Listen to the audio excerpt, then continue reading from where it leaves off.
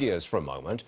Fox Sports 1 host and former ESPN employee Jason Whitlock appeared on our program yesterday. He said ESPN has become handcuffed by politics. Listen to this. Cord cutting was not some surprise. This is not some technology that came out of anywhere. Leadership is supposed to be ahead of technology and adjusting. But when you're so distracted by politics and you take your eye off of business, that's how mistakes get made. Now, what's being referred to here is the 12 million people who have disconnected from ESPN. That's an extraordinary outgoing number of subscribers, and it's a real problem for ESPN and its parent, Disney. Joining us now, Tuna Amobi, CFRA Research Senior Analyst. How big a problem is this, sir, ongoing for Disney, the parent company? Well, I think, the data that we've seen in terms of subscriber losses has been somewhat sobering for ESPN and, in fact, across the industry. There's no question that we're seeing a migration from traditional platforms to digital platforms as viewers look for cheaper alternatives for online video, etc.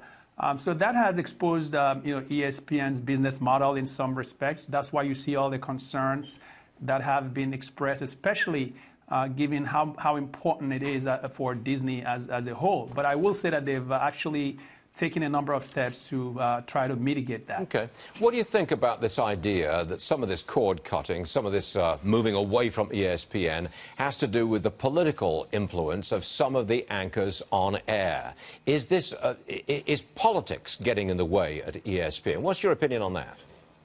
I was listening to, that opinion just before we came on. I think it's an interesting, thesis to kind of try to make some type of political connection. But having covered the company for almost 20 years now myself, I think I would tend to think that what we're seeing more has to do with the shifts in the, landscape, the structural changes that are going on with media consumption and audience fragmentation, as opposed to any kind of political, influences there. As you know, the leadership in the company, Barbra Eiger, has been fairly stable and pretty, very clear in terms of the overall strategy, which is, by the way, has been consistent over the 20 years I followed the company. It's always been about, digital innovation, international expansion, and content creation, and that really hasn't changed. That's the core of the business model. That's what investors look to if they invest in Disney. So the idea that somehow politics is somewhat intertwined, I tend to find it a little bit far-fetched, to be honest.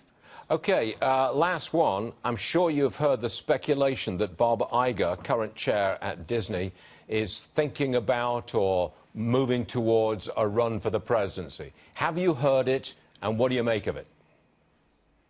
You can never really rule out such speculations based on experience, but that question has been explicitly asked of him several times, and each time he has dismissed it.